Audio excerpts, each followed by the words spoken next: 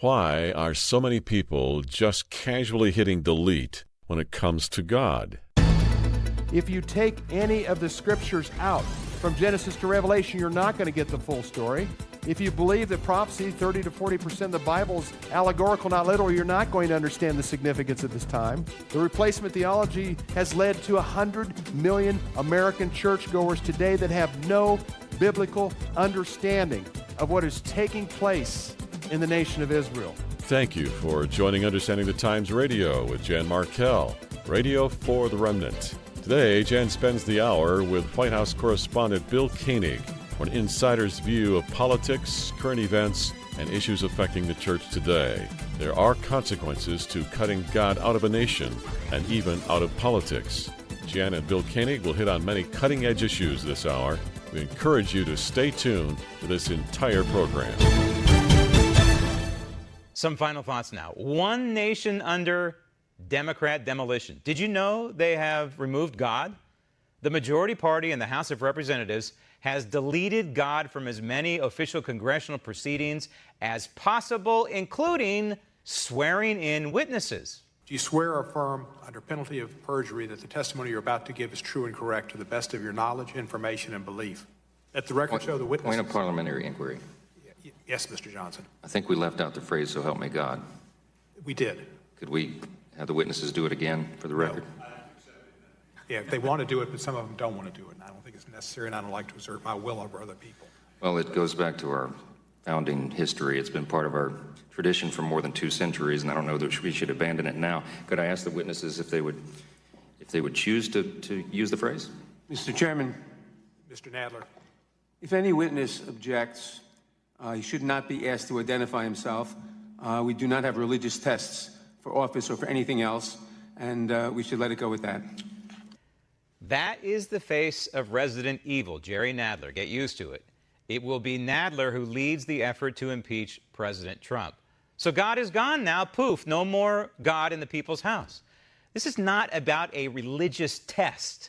This is about the founding of this republic. We are a country built on a core belief in God and Judeo-Christian values. Thus, the Declaration of Independence is now under de facto assault by this crew. One nation under God, divisible by a radical political party that seeks to attack liberty and justice for all. And welcome to the program. You know, we look at news, views, truths from a decidedly biblical perspective. And whoever thought that the world's leading free nation, quite frankly, because of the calling of God and the blessing of God, would have a political party who wants to delete God. And make no mistake, that is what the progressive left wants to do. We'll talk about this and much more this hour. Are we looking at another Mideast war with Iran in the picture? Doesn't the Bible predict a major end-time conflict with a nation called Persia? Includes other nations such as Russia and Turkey. I have worked with White House correspondent Bill Koenig since 2002. He has been a frequent guest at my Understanding the Times conferences. He has his finger on the pulse of what's happening, not just in America, but around the world, and particularly the Middle East, which we often call the epicenter of all things that are going on. Bill, welcome back to the program. Thank you, Jen. Always a pleasure to be with you. I think America recently is divided into 2 categories, and you actually write about this: people who fear God versus people who hate God. And the progressive left can think of only one thing: dethroning God so that government can be God. And, you know, you've been in Washington 20 years, and you've seen this evolve. Am I right? Absolutely. It is absolutely amazing how fast things have accelerated over the 8 years of Obama. And then since Obama and President Trump taking over with his evangelical support, it seems like the enemy wants to do everything they can to attack the evangelical enemy that supports President Trump, and this is all part of it, Jan. But yeah, this slippery slope has been getting worse and worse and worse over time, and now it's at an accelerated pace, just as that clip just mentioned. It is unbelievable. Yeah. What we just heard. Yeah, it is unbelievable in its speed as well. And you and I are frank, Bill, that we have a president who God uses in spite of himself. And one of the things that makes him unique, we've already referenced it, is he's so comfortable with evangelical Christians. They elected him in 2016. And as you write, George W. Bush seemed more comfortable with, say, mainline Protestants and perhaps Catholics. Barack Obama was comfortable with leftist so-called Christians. I have a hard time equating communist Jim Wallace with Christianity, but that's what he calls himself anyway. There certainly are some evangelicals in the leftist camp. You got Russell Moore, who's a leftist, for that matter. The last 20 years, the National Association of Evangelicals, just go to their website. It's all leftist policy. Thankfully, they're standing for traditional marriage and are anti-abortion. But Donald Trump resonates heavily with evangelicals. He has unprecedented number of evangelicals serving with him. He has a burden for Christian persecution, how rare, and he's been Israel's best friend ever. It's remarkable. I know a lot of members of the advisory committee, and you do too, Jan, and they are devout and strong Christians. Pastor Jeffers, Franklin Graham's not part of the advisory committee, but he has good rapport there with the president, Michelle Bachmann. These are people that love the Lord, love Jesus, very bold about their faith, and these are people that President Trump feels very, very comfortable with.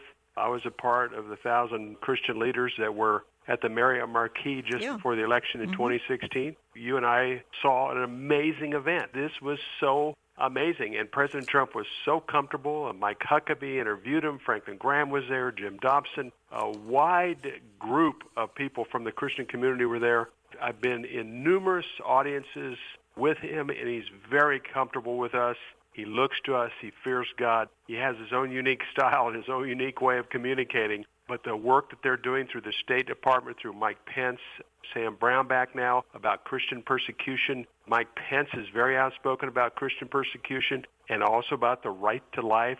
This is just an incredible group of people that he has around him that can make things happen and that he listens to. I don't think a lot of people realize that, Jan. He feels very comfortable with us. And as you mentioned, President Bush was very comfortable with the Protestants and many of the Catholic leaders that were at the White House. Fortunately, Obama bashed Christians, especially the ones who were very evangelical. This is just a breath of fresh air, despite the challenges that we're going through here in Washington. And you have said to me, and I think you wrote it in your newsletter as well, and that is, you said that the progressive left, the party of the left, is going to run America into the ground if necessary to remove President Trump. And you've written that the left will not govern as long as President Trump is in office. I think they're only going to object and holler and scream impeachment. It's almost a demonic obsession. Am I wrong? No, absolutely. This is an obsession they are out of control with. Yeah. We hear the Trump derangement syndrome. And we've watched it with these committee heads, these Democratic committee heads in Congress, just their behavior, Nadler, Waters,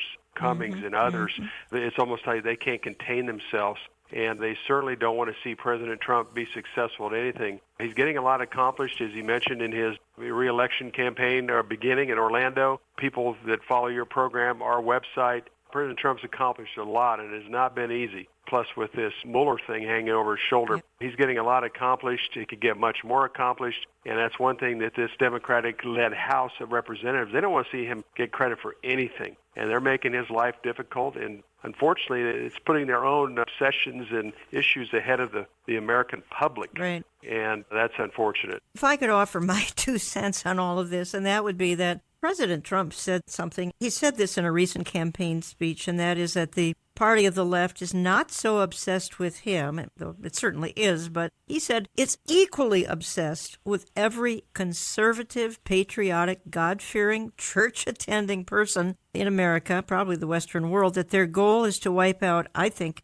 this is my opinion, their goal is to wipe out every person who does not embrace a radical agenda, LGBTQ, heavily this transgender nonsense, use any bathroom you want, destroy every unplanned baby, let every boy participate in women's sports, dictate what can be spoken from every church pulpit. These are the people, if we oppose any of this, that are in the crosshairs just as much as the president is in. And this is why pro-family leaders and other Christian leaders are warning that no one who embraces faith and traditional values is now safe in America or anywhere else. Certainly, I mean, look at Canada. They're not safe there either. I think they may be ahead of America. And my conclusion, Bill Koenig, is that we're in an Isaiah 5:20 generation, a 2 Timothy 3 generation. Right now, evil is celebrating righteousness exists only to be attacked, and if you love your country, you're an aberration that must be driven underground and laws passed to silence you. And I have a frequent saying, I never thought I'd see the day, and I never thought I'd see this day. No, absolutely, Jan. I think about that every once in a while. At my age and the things I've experienced over life, I would have never thought at my age, at this time, having been away from high school, college, after college, business world, ministry, that I would ever see anything remotely like this. It's just unconscionable. And even if someone, let's say someone was off this planet for the last 10.5 years, and if they came back right now, they would not even believe what's taking place. You know, it all built to a point, and then it accelerated. It became an avalanche. It's so hard to even comprehend this kind of behavior. The other thing is, if they can't defeat the people of faith, they're going to infiltrate the liberal churches with their dogma, with their agenda, with their talk, with this hate speech stuff, with their pro-LGBTQ, with their pro-gay marriage. They're going to do it that way, and they are infiltrating the Protestant and Catholic churches, which now, unfortunately, now a majority of them favor same-sex marriage. Yeah, you're right. It's unbelievable. I think evangelicals is maybe 30% right now. It's up from 20%. And that's what's happening, and you've seen it, I've seen it. Oh, denominations I never thought would cave have caved. I want to play just a quick clip here. It's Franklin Graham, and he's talking to Laura Ingraham, basically saying, you know what, we need more Christians in leadership in Washington. I thought the president today he was mesmerizing. Donald Trump is the guy who's holding the torch for God and Christianity and Judeo-Christian culture. It's stunning. It is stunning, and in my lifetime, we've never had a president like this. And he's not afraid to speak out about his faith. But this was the 66th prayer breakfast. And it started, my father encouraged, going back to President Eisenhower, and others worked on this at the very beginning. Every president since Eisenhower has come to this breakfast, and it is a bipartisan breakfast put on by Republicans and Democrats. And they work together, and these are men and women of faith who come together in a bipartisan way to put on this breakfast. And it shows you that Washington can function, and we need more Christians in Washington. Could you imagine if the majority of the House and Senate were God-fearing men and women? They could argue their points, but at the end of the day, they would come together and work for the good of the all-American people. We need men and women in Washington who believe in God, who believe in His Son, Jesus Christ, who took our sins to the cross, who died for our sins, who God raised to life. We need more men and women like this. And last year, I went across this country to every state capital, asking people to pray for this country and encouraging Christians to run. And I didn't tell them what party to run for. They could be Democrats, they could be Republicans, but we need Christians at every level of government. And when Christians come together, this is what you see at the prayer breakfast. They come together and they work together. It was a great thing, Laura. I was glad to be there. At one point, the president talked about how a year earlier he had asked for prayers for, I believe it was a little girl who was very, very ill. And he said he was overwhelmed. I heard from others he had been overwhelmed by the response, the prayer that had come in for her. And he reported that she was doing much better. That was just a small moment. I know, I felt the power of prayer in very difficult times. And the left doesn't understand this, Franklin, because they say, well, look, he's been married all these times. And look, he can have a foul mouth. He said these things in the past. How can this flawed man be this evangelical and Catholic leader in a way? How does that happen? How does God use people like that? And your response would be?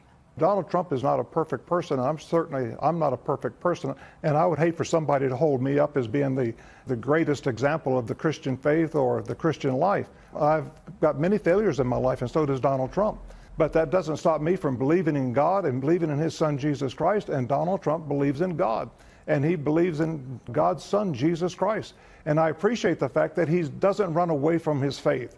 And he's willing to stand up in front of the whole world and let the world know where he stands. And he appreciates people praying for him. Yeah. We need to pray. We're commanded to pray for all those that are in authority, Laura, all of them.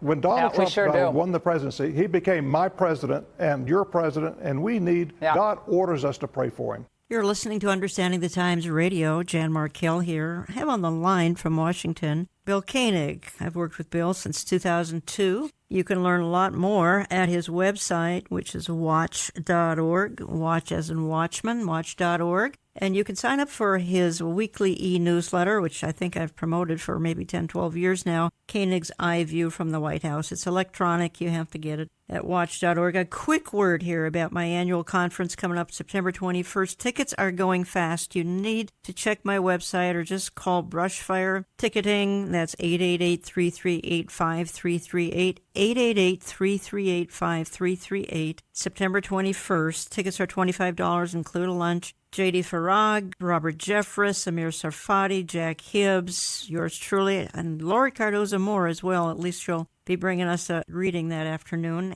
Please don't wait until it's too late. Get those tickets at brushfire.com or 888-338-5338. I want to move on here with Bill Koenig. And Bill, you and I, in talking privately, we are so concerned about the tide of our times and just for an example, and you write about it, Disney, Netflix threatening to leave Georgia in spite of the fact that Hollywood actually films in countries that ban abortion, but Hollywood and corporate America are threatening state boycotts, again, over this LGBTQ abortion restrictions. And there are a few Fortune 500 companies in America that seem to have the moral commitment to oppose this because of the wrath that would come their way by the media, etc. Again, we get back to this Isaiah 5:20, letting 8-year-old girls have hormone injections. That's good. It's incredible to watch this. I think you're just spellbound. I have a lot of friends in Texas. I lived in the Dallas-Fort Worth area for 22 years, and I have friends in the government down there and also people that help support that government, and what they're going through down there is incredible. And I tell you, Texans will stand up to this.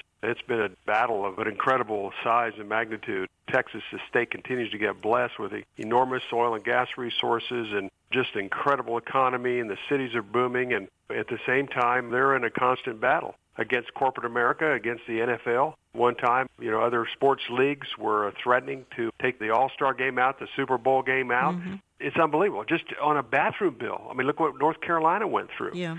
Oh, incredible. But praise God for the boldness in these leaders in these states that are doing the right thing, biblically speaking. They stand up for life. They stand up for marriage, man and woman, as it was designed for. They take on these corporate powerhouses that are in there looking for deals anyhow. A lot of times they get so many big tax breaks. The taxpayers end up paying for it, and the shareholders of these large corporations are the one that benefit, not the people outside of the jobs. This is a slippery slope, Jan. It's not getting better. Unfortunately, it's getting worse.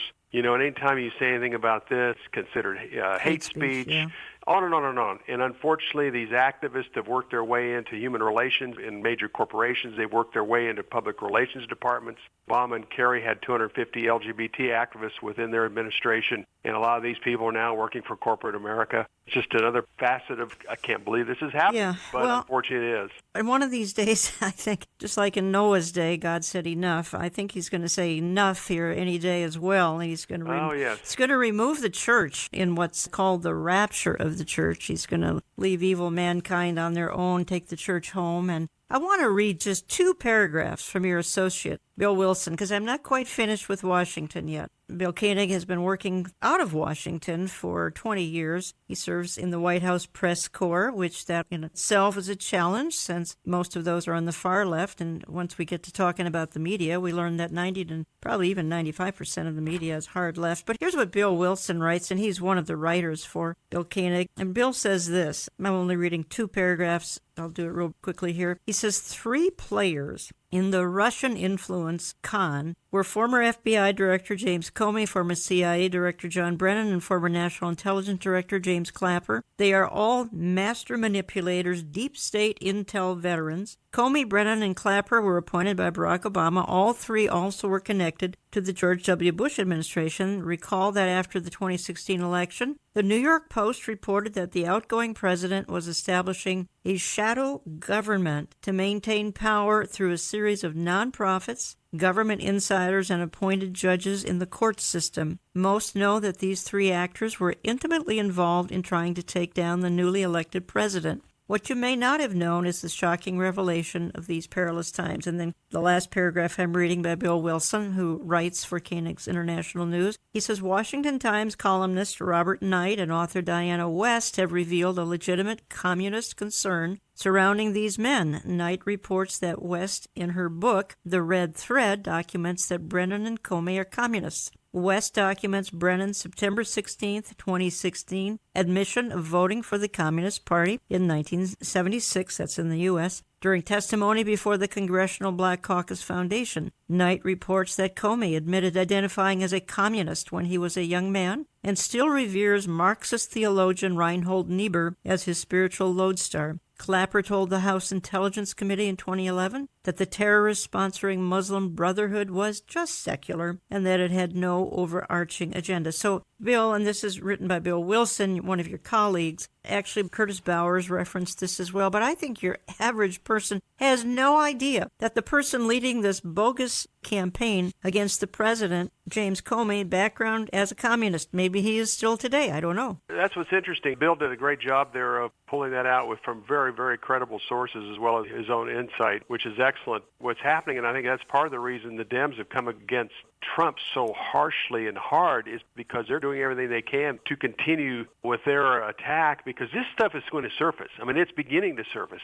Attorney General Barr and some of the people he's put in place and some of the other reports are going to be coming soon, and the U.S. Attorney from Connecticut that's in charge of the investigation. I mean, he's bringing an A-team in of guys that are going to get to the bottom of this. Mm-hmm. So those people you mentioned, a lot of this is going to be exposed. Hopefully a lot. And I think that's really the number one motivation of the Democratic Party, to continue through their media, which they control 90-95% of the media, to keep the attack on Trump on the front page of the newspaper, where this other stuff just won't get the press and coverage and light that it deserves.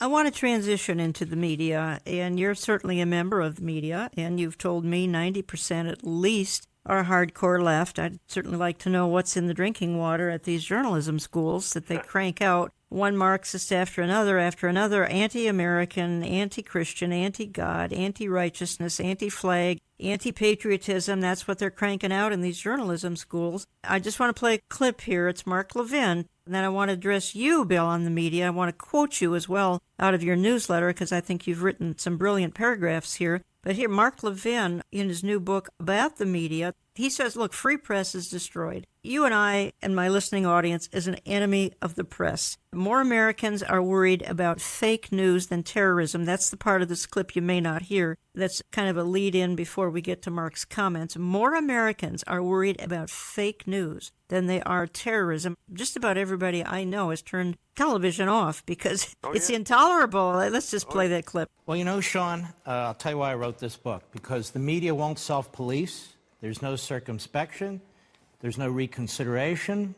There's no shame. And there are really no standards left. So it's up to we, the people, to take a look at the media, since the media won't look at themselves. That wasn't always the case. I wrote down a few things here, problems with most of the mass media today. Notice I don't call them the free press, because they don't even understand what a free press is supposed to be or the history of a press, because they're destroying a free press. They commingle news and opinion. Pseudo-events. They manufacture events. We spent 3 days talking about the word nasty. How preposterous. They push propaganda for the progressive ideology. AOC is famous not because she's smart, not because she's profound, not because she's accomplished anything, but because they want to promote her and her agenda. Social activism, climate change. Is there any individual at CNN or MSNBC in their newsrooms who don't push climate change? There's no diversity of intellectual thought in these newsrooms. None. They've abandoned the pursuit of objectivity for social activism, progressivism, and the Democrat Party agenda. And they promote that agenda day in and day out. In fact, they lead it. The reason we talk about impeachment today is not because the president committed any impeachable offenses. It's because the media and the Democrat Party want to remove him. The reason we spent 2.5 years talking about collusion with Russia, a manufactured story, a pseudo-fake event, as the president calls it, not because there was any evidence, but because this is what the media was pushing day in and day out. They are not defending the right on the First Amendment of freedom of the press.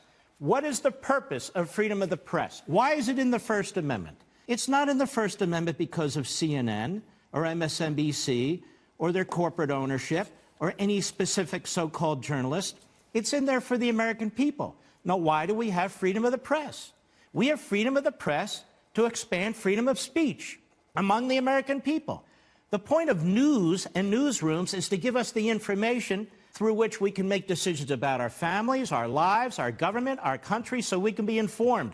The best place to find it right now is local TV news. And then Rush Limbaugh says Objective journalism is dead. Today's leftist news media are activist hacks working relentlessly to destroy conservatism, to literally eliminate it and the people who live and believe in it. Everywhere they can, they want to bury it and us. Bill, we probably have to get to this on the other side of my break in a minute, and then let's pick it up again. How did the media deteriorate to this? Mark did a great job in his book, and I'll mention a couple things he mentioned. And just the other thing on our side is secular humanism. I mean, this is a secular humanistic human manifesto type approach. We want to remove God. We want to remove Judeo-Christian values. We have our own set of values. We need to take care of these people that can't take care of themselves. And then when you have no moral foundation, then all the other perverse things slip into a life, an agenda, and a lifestyle. It affects everything. Think of what it was like when we were growing up, Pledge of Allegiance before school prayer before we started school. We didn't have problems in schools. We didn't have problems in our communities. We didn't have problems in our homes. Over time, it's manifested into this disease, and now this national disease that we have. And those people, unfortunately, the media in the Democratic Party are in lockstep. That's about 90%. I'm having trouble finding the 10% conservatives, but it's about 90, 95%, somewhere in that range, Jan. But this is a formidable foe. The old saying is you don't want to argue with someone that buys their ink by the gallon. Trump has taken them on, and thank God for Twitter and other social networks. Otherwise, this wouldn't be getting out at all. Fox is about the only source. I want to quote you. We'll have to do it on the other side. I've got to take a midpoint in the program break here. When I get back, I want to quote you on what you've written about the media, because I think it sums it up. And you're even questioning what on earth is going on with Fox News, and so am I. I've turned them off the last year or so. Also want to get into another topic when we get back, and that is, you and I have said many times that we're in an age, perhaps the most significant breaking news ever, as it relates to issues of the last days, with the least amount of interest in this topic. Why? And why the mocking and the scoffing about the good news that the King is coming? We'll get to that, folks, when I come back in just a minute. Don't go away. We love hearing from you. If we have impacted your life, write us through our website, olivetreeviews.org. That's olivetreeviews.org. Call us Central Time at 763-559-4444. That's 763-559-4444. You can reach us by mail by writing Jan Markell and Olive Tree Ministries, Box 1452, Maple Grove, Minnesota, 55311. That's Box 1452, Maple Grove, Minnesota, 55311. More with Jan and Bill in a moment. It is now on the horizon. Understanding the Times 2019, Saturday, September 21st. Tickets will go on sale June 1st. They are general admission only and are $25, but include a lunch. After June 1st, we're asking that you call the Brushfire Agency at 888-338-5338 or sign up online at brushfire.com. That number again is 888-338-5338 after June 1st. We are featuring 6 speakers, and we begin at 8:45 a.m. Church doors open at 7 a.m. And the location is again Grace Church in Eden Prairie, Minnesota, just outside of Minneapolis. Consult our website for hotel information. Our speakers include Dr. Robert Jeffress. These signs that have been around for a long time, they are increasing in frequency and intensity. I think something big's about to happen. I believe we're in the last days. I believe the Lord is going to return. Amir Sarfati. And at the last trumpet, we're going to be out of here. There will be certain events around the world, and there will be the last trumpet, and we don't know the day, and we don't know the hour, but we understand the times and the seasons. Pastor J.D. Farag. Because there's coming a time, and I believe it's very soon, when that trumpet's going to sound, and everything here matters no more. I mean, shouldn't that affect us, the way we live our lives? Pastor Jack Hibbs. And he's not only spoken to us in his word, he is speaking to us right now in world events. He's requiring you and I to take what we're seeing in the world and match it up against the Word of God. And Jan Markell. I believe that the world is longing for a man with a plan, for a Mr. Fix-It. It says down at the bottom of here, is there a leader who can stop the chaos? We will also have a greeting from Lori Cardoza Moore from Proclaiming Justice to the Nations. The event will be live streamed at no cost. Again, that's Saturday, September 21, just outside of Minneapolis. We invite all remnant believers to better understand the times and become watchmen on the wall. Make friends for life at this annual conference. Learn why things aren't falling apart, they are falling into place.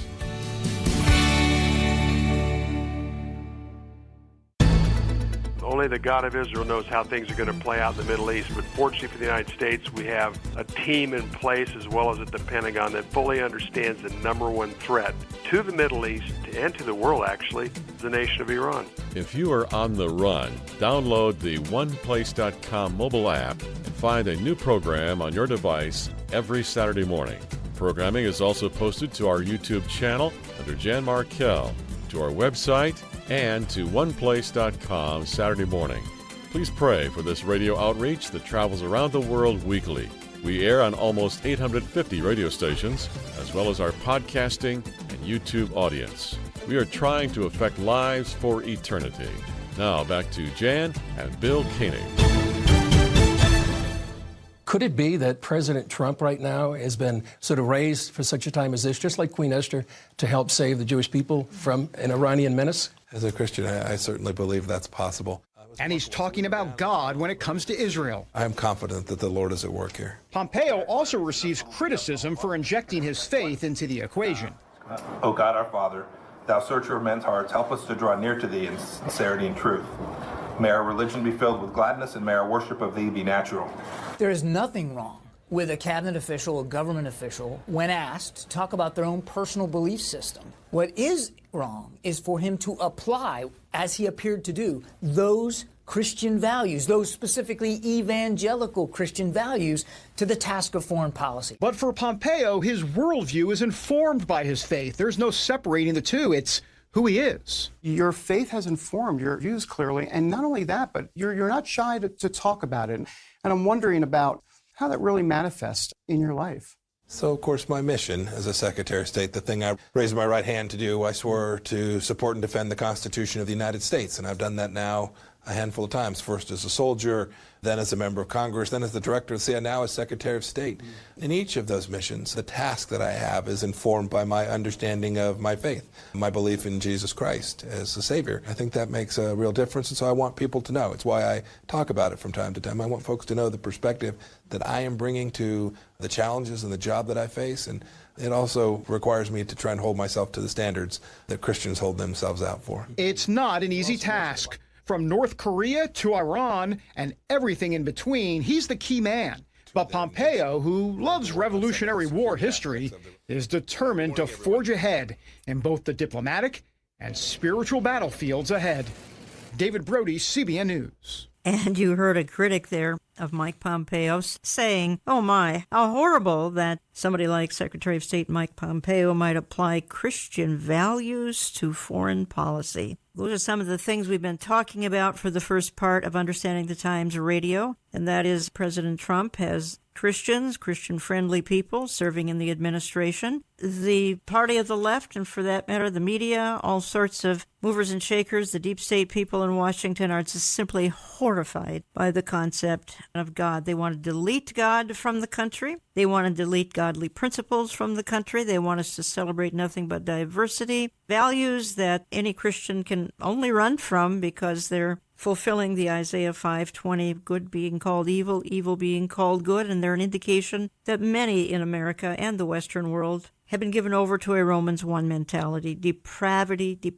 Talking to Bill Koenig for the hour. I'm not quite finished with the media yet, and you say this. CNN is a media disaster in their continued spewing of vitriol toward conservatives. I haven't seen Wolf Blitzer smile in 15 years. He's a big part of the problem, along with the other cast of characters. Homosexual TV personalities Anderson Cooper, Don Lemon. Then you say, the other networks are equally bad in their distorted coverage of conservatives. MSNBC's top host, Rachel Maddow, is a lesbian. The LGBT agenda is one of their main agenda items. Joe Scarborough, Mika Brzezinski, along with their media guests, can't contain their angst against President Trump, and then you conclude, and I'm at least cutting it off here, Fox News is filling their ranks with gay personalities. Shepard Smith and Fox News contributor Guy Benson are homosexual, and Fox News contributor Tammy Bruce is a lesbian. Most members of the 5 personalities are on record as favoring same-sex marriage. Fox's Steve Hilton asked President Trump if he would have a problem with Democrat presidential candidate Pete Buttigieg being on stage with his husband. The president said he wouldn't mind. The LGBT activists are going to keep at this in an attempt to isolate the president from his Christian base. I thought that was a good, quick summary, at least of some cable news. Yeah, where's our perspective in that? Where is our Judeo-Christian values? Where is the respect or tolerance for our views? And that's unfortunately what has happened with these cable networks that you've mentioned.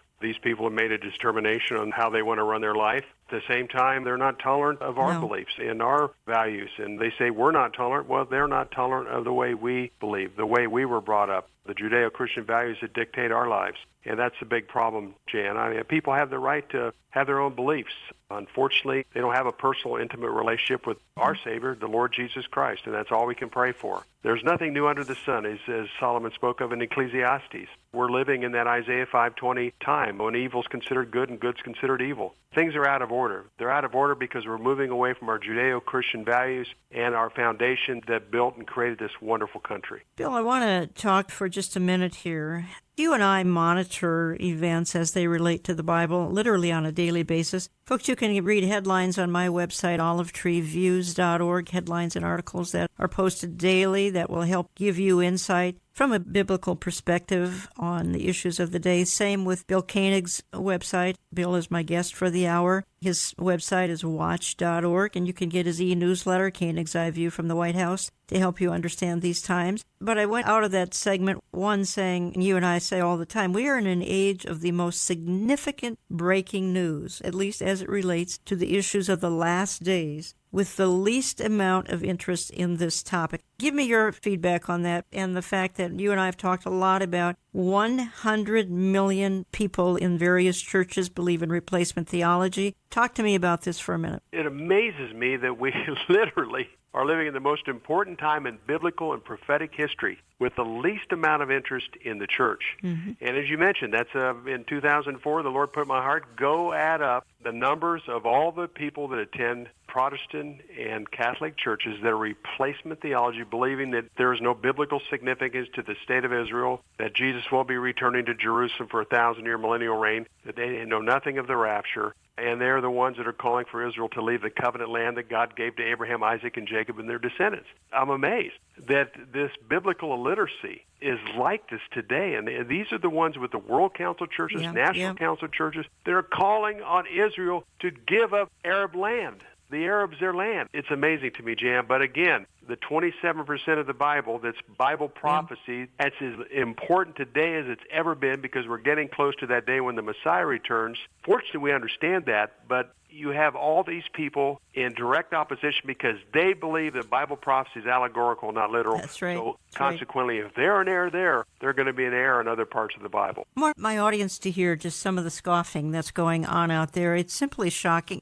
I'm talking now about issues related to end times, Israel, Jerusalem, because they're all tied together. This is a clip I found. I'm not even sure who it is. It's off of a YouTube video. But I just want you to listen to the tone of this, folks, and then put this into perspective of how important what Bill Koenig and I are talking about for this hour, some of the most important insight and perspective on our times, because it has everything to do with how quickly the Lord is coming back. And now listen to the scoffers. I've told you before about the evangelical support for Israel being very heavily driven by the belief that by supporting Israel, the second coming of Jesus Christ will happen. And depending on your flavor of Christianity, this will bring about the rapture or the apocalypse or the end times or the end of the world, whichever lovely phrase your sect attributes to that event. I've also told you before about outrageous Fox News host Jeanine Pirro, who was at some point a judge somewhere, really scary to think about. And she combined her insanity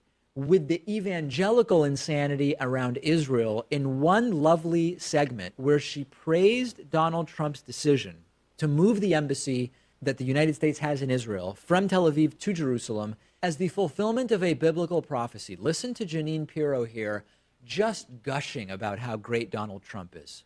Donald Trump sent Iranians who are the descendants of Persia a message to reflect on their own history. Right. And that it was the king of Persia who 1,000 years before Muhammad was even born that said Jerusalem was the capital of the Jewish people's country. Crucial. There will be no Ottoman empires or Shia nations that will destroy Jerusalem any longer. Donald Trump recognized history. He, like King Cyrus before him, fulfilled the biblical prophecy of the gods worshipped by Jews, Christians, and yes, Muslims, that Jerusalem is the eternal capital of the Jewish state, and that the Jewish people finally deserve a righteous, free, and sovereign Israel. I noticed she has that same weird pronunciation of Jerusalem that Trump had in that video, where it wasn't clear whether he was trying to eat his tongue or maybe had a denture issue. I wonder if maybe it's like having veneers that are too big or something like that. It's a weird. Did you notice that, Pat? Yeah. It's a weird thing that's going on. Maybe there. It's connected to being a Trump supporter in some way. I don't know. It would be hard to draw that line exactly. Yeah, hard to parse it out. How is this news? Like, how does this count as news analysis? These are quite literally the rantings of a disjointed and ignorant person. And I wonder, like, do they know that this is the biblical prophecy that ends with the destruction of life or the rapture? I know some of them know that and love it. Like, they think that's the greatest thing, nothing better than the rapture. But I think that that's part of the story that some of these people are missing. And the other just laughable thing that shows you how transparently devoid of any meaning all of this nonsense is that in reality, the relocation of an embassy doesn't have anything to do with biblical prophecy, right? Like, Jerusalem as the real and enduring capital of Israel either is or is not. But a nearly obese 71-year-old president saying that we're moving a building from one city to another, that doesn't materially change the biblical meaning of what's going on. And that's what's sort of truly beneath evangelical support for Israel. It's this nonsense where more than 50% of American evangelical Christians believe literally that Israel is a requirement for the rapture or Armageddon or the apocalypse, call it what you want, the end of the world. They want that, right? And they see Jerusalem as ground zero for that. And it is really important to understand this. When you hear about the political support that Israel gets from the right. Bill Koenig, 2 Peter 3 screams at me about the mocking and the scoffing going on. I'm sure it does you as well. Those guys are so clueless. Where do you begin? Yeah, where do you begin? I know. But they're indicative of what's out there. Oh, it's a great example, Jan. And no connection of the dots. Their level of understanding is so inadequate.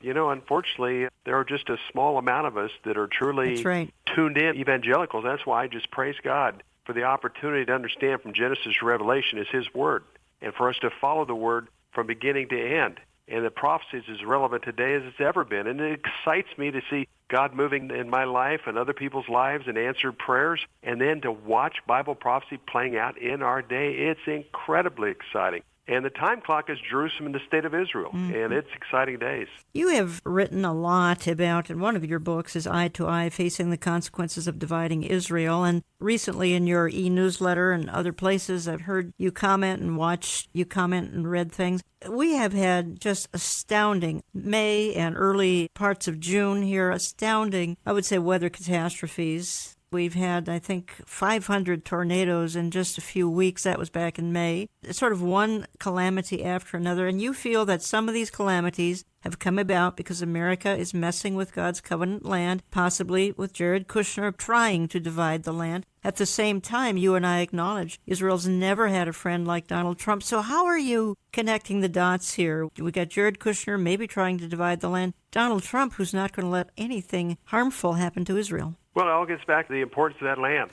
Regardless of friend or foe, God gave that land to Abraham, Isaac, and Jacob and their descendants, and it's not to be divided, parted, parceled, whatever. It's His covenant land. And I've documented 129 events since the perfect storm was sending 30-foot waves into President Bush's home in Madrid, Spain in October 30 of 1991.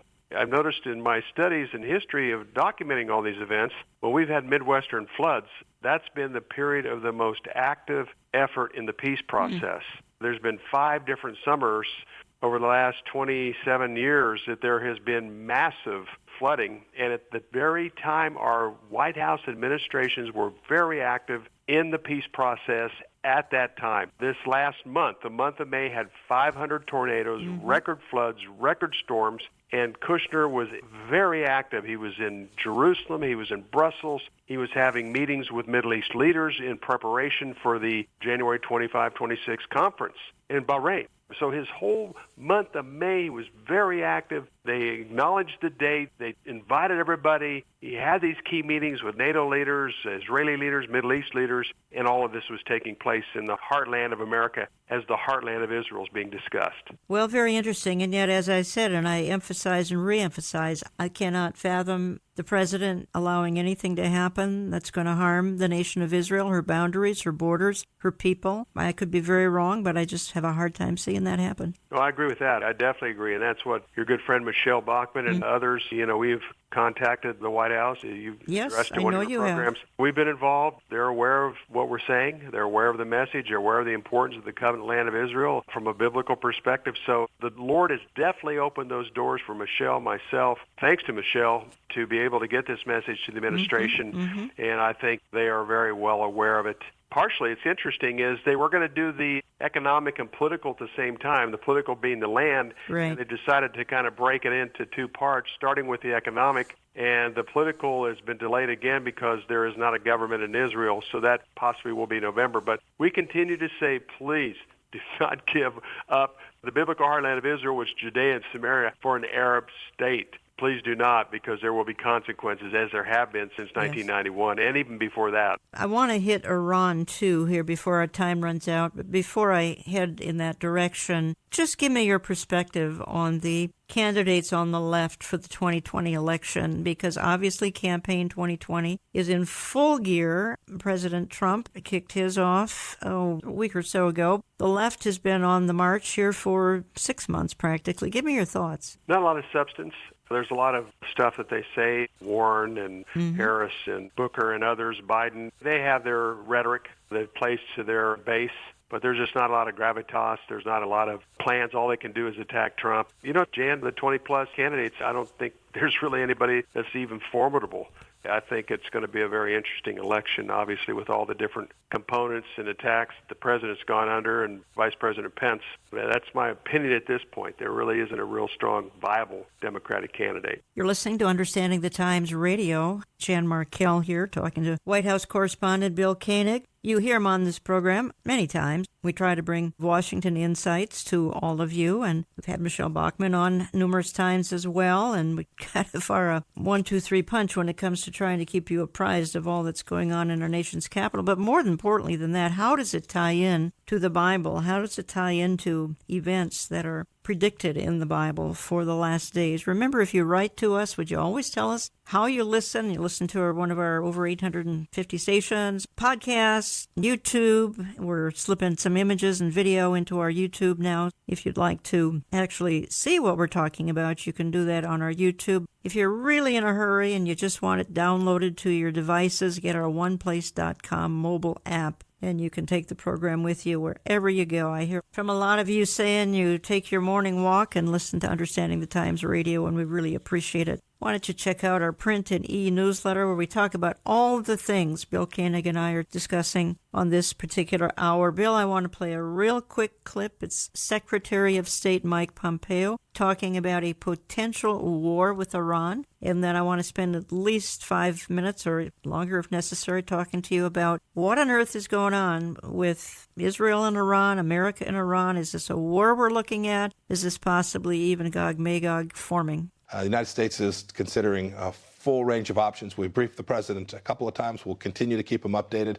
We are confident that we can take a set of actions that can restore deterrence, which is our mission set. You say a full range of options. Does that include a military response? Of course.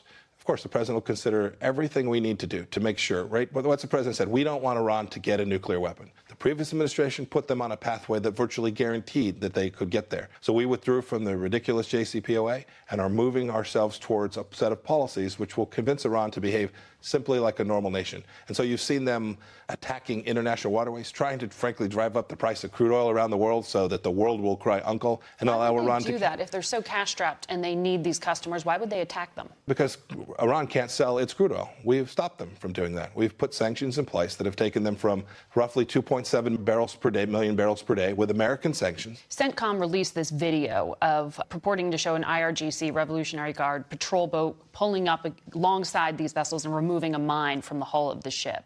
How certain are you that this is the IRGC, and will you take that evidence and present it to our allies and the United Nations? Of course we will. When? And we don't just purport. That's what that video is. This was taken from an American camera. This is the stuff. This is the real data. Yes, we've shared it with allies already. You've had the chance to see it. I made a bunch of phone calls yesterday. I'll make a whole bunch more calls today. The world needs to unite against this threat from the Islamic Republic of Iran. Bill Koenig, the previous administration actually enabled Iran to get the bomb. Current administration is trying to prevent Iran from getting the bomb, though news reports say they're going to have it in 6 months. Are we looking at a potential war, either Israel striking Iran, America striking Iran striking Israel, Iran striking America? What are your thoughts? Well, the region's tense. The good thing about it, President Trump has people in place right now that fully understand the number one threat to the Middle East, possibly the world, is Iran. You have Mike Pompeo, who's a remarkable Secretary of State, who also has the benefit of the CIA insight that he had when he was director of the CIA. And then you have John Bolton, who's been staunch about Iran and the threats of Iran and North Korea for a long period of time. So you have very practical, pragmatic people that fully understand the threat. The other thing is a former CIA 28-year person told me about 5-6 years ago at the UN, it's not by chance that the Chinese, Persians, and Jews have survived the centuries because they're that smart. So this is a very formidable group. I mean, they're three-dimensional chess players when everybody else in the Middle East is playing checkers. So Iran is a very substantial threat, Jan. We have to take them very serious. At the same time, we know what their nefarious purposes are for the Middle East. We can see that they're still a major supporter of the terror group Hezbollah, Hamas, the Houthis in Yemen. They're also working their way into South America. I mean, they are very formidable. Number one is stopping the nuclear weapon. Number two is stopping the ballistic missiles that can carry those nuclear weapons, calling them to become a player in the nations of the world. As you know, that they're very 12th Imam-focused, prophetic people, so it'd probably never get there. But nonetheless, this Trump administration is very serious about applying the pressure on Iran to stop some of these nefarious things that they're doing. Well, Israel had a plan to attack Iran back in about 2008. Then the Obama administration came along. I'll never forget this. It's just stunning. Forbade Israel from attacking Iran, so I guess he could protect his Muslim buddies. He just said, Israel, if you try to attack Iran, Iranian nuclear reactors, our U.S. planes will shoot your planes out of the sky. I'm sure you about fell out of your chair when you read that too, Bill. Absolutely. It's October 2008. Israel's about ready to just turn their jets on and go. White House caught wind of it. Obama said, look, if you don't do this, we will promise you we will start pushing for sanctions right after the election in 2009. And Netanyahu was all but ready to go and were stopped by Obama at that point, and then it ended up working this way into this agreement that the Trump administration is not favoring. Wouldn't now be the time? Now Israel has the most friendly U.S. president in its 71-year history. Israel has the needed weaponry. At the same time, it would not be like the 1981 strike on the Iraqi nuclear reactor. Wouldn't now be sort of the ideal time for Israel to do this, to make some kind of a strike? Yes, for two reasons. Number one is the situation with the Hezbollah on their northern border is getting much worse. Number two is Iran is developing some weaponry in Lebanon. They're also bringing it in that Israel continues to take out with aircraft. That continues to be an issue and a problem. They also bought a lot of stealth jets from us. They can give them a lot of different capabilities that they didn't have before. Their 2008 plan was brilliant. It was all kinds of things, cyber, localized EMP, bringing jets in from Kyrgyzstan. And you have an administration right now. Two things. This administration could benefit a lot with what Israel's already done in preparation for that inevitable attack on Iran. very likely the fulfillment of Jeremiah 49:35 through 39 that speaks of Elam, which is modern-day Iran. So this would be a formidable Israel-United States cooperation in the event to deal with this enemy that the leadership of Iran continues to talk about, the wiping out of the little Satan, which is Israel, and the big Satan, which is the United States. They are bent on determined to wipe out Israel, and no one knows it better than Israel, and they must do something as well. And one other quick note here, Jan, the Saudis are petrified of a nuclear Iran because they believe Israel would be the first to be hit, and they would be the second to be hit, and they need to be prepared as well. And that's another reason the Saudis are looking to the United States and Israel to be assistance to them. Well, and Iran is waiting for the Mahdi. You called him the 12th Imam, same thing, the Mahdi. Islamic Mahdi, the Islamic Messiah, and I think they believe that chaos will welcome the Mahdi, so I think they'd love to create chaos, which is unthinkable, Bill, if you're thinking of nuclear weaponry dropped on innocent people just to bring in their Mahdi, but these people are capable of doing that. Yeah, that was the big talk, Jan, during Obama's time in office, the 12th Imam of the Mahdi. We haven't heard a lot about it lately, but we know that the supreme leaders of Iran are very prophetic when it comes to that, which you just discussed. And I would imagine it's as much so than ever before. They just aren't addressing it or mentioning that. Only the God of Israel knows how things are going to play out in the Middle East. But fortunately for the United States, we have a team in place, as well as at the Pentagon, that fully understands the number one threat to the Middle East and to the world, actually, the nation of Iran. If you'd like to learn more, folks, visit Bill's website, watch.org. Sign up for his Koenig's Eye View from the White House e-newsletter. He's got 2 books he's offering over there, Obama's Legacy and Eye to Eye, Facing the Consequences of Dividing Israel. And as I go out of the program, I feel I need to remind us, we live in unstable times. We live in biblical times. Frankly, we live in times that the prophets of old longed to see, but it is both a privilege and a challenge to be born for such a time as this. So many I hear from are walking through a fire. Many of you listening today are walking through a fire. And it seems the world is always engulfed in turmoil as well. Let me leave you with the verse from Psalm 31. And there the psalmist says, I trust in you, O Lord. Our times are in your hands. May you think about that. On a geopolitical level, the times are in his hands as it concerns your life. I want to thank you for listening, and we'll talk to you next week. We are the broken. You are the healer. Jesus, Redeemer. Thank you for your loyal listenership. We have tried to air the inconvenient truth for almost 20 years on Understanding the Times Radio. We have tried to be an alternative source for news and information, as well as apologetics. And we have desired to help you look up and know that our redemption draws nigh. When everything seems to be falling apart, that means the King is coming soon.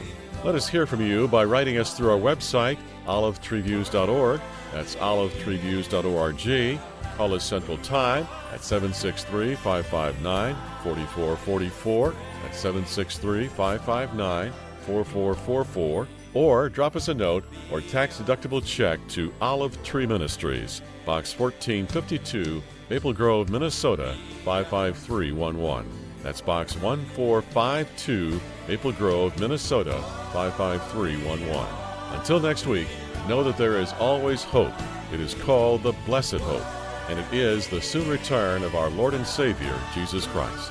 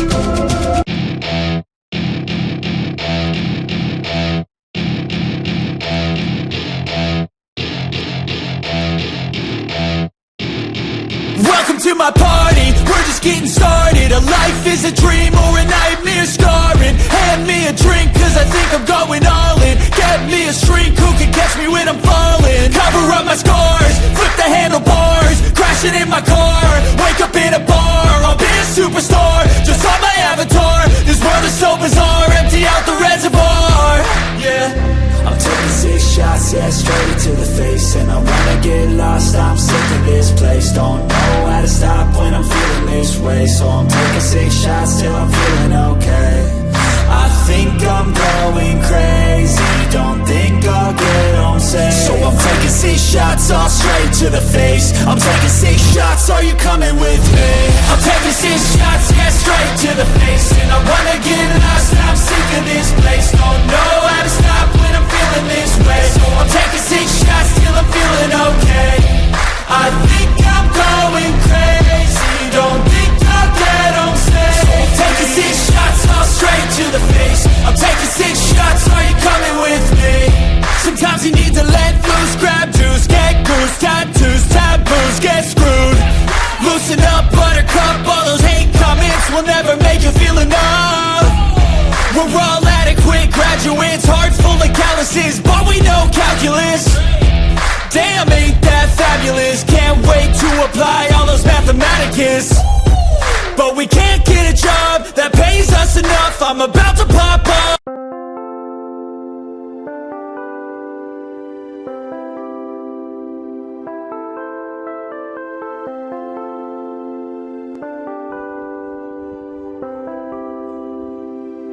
Chẳng được quên khi cơn mưa đêm lại về. Em đã quên lời thề và ta như đông chìm sâu. Không còn mơ em anh nhận màu. Em chỉ cần mơ đâu em mai. Chỉ còn là những cơn mưa vô giá. Cho bên mơ em không mơ ai. Anh một đêm mơ chỉ cần bên em không được cần nhớ. Và chỉ có em không còn nhớ. Và người ta bên nhau như là thơ. Muốn nhớ về say em chỉ có mấy em ở đây. Và anh như muốn chết đi nhưng không muốn em mơ mơ mày. Tình yêu làm cho ta đau đầu. Không em như mà mơ mộng. Anh như đứa mong cầu. Và mưa bên em hôn sầu. Chắc có mà mai mà mơ. Chỉ có bên em nhưng là có mơ. Mà đang dài em một bên ai. Anh không mong gì hơn. Chỉ mong em sẽ ở đây ôm anh thật gần. Anh chỉ mong đôi ta được có nhau. Mà đừng em đâu anh có em. Mà đừng bên anh có em. Ta sẽ trao nhau môi hôn thật sâu. Ôm anh cứ mưa bằng ngâu. Và em chỉ nằm đâu. Anh không muốn em ở đâu đâu. Một cơn gió thứ anh không mơ cầu. Mà gặp đôi anh mà bên nhà. Anh chỉ là my friend. Em quên đi bao lời hứa. Quên đi cả những ngày xưa. Anh như là một đứa. Em không một chưa. Mà đừng bao đêm ở đêm. Anh như một đôi bằng kem. Không như là ba trên thêm. Cho em nhiều hơn như là kem. Chỉ cần là mưa thôi. Em chỉ cần là mưa thôi. Còn ai sẽ là nắng rồi. Em chỉ cần là mưa thôi. Cho anh ngồi êm trôi. Cho anh được ôm em kia trời nắng. Và ôm em kia trời mưa. Và có anh có mặt trời. Em như là cuộc đời. Có được nhau là gặp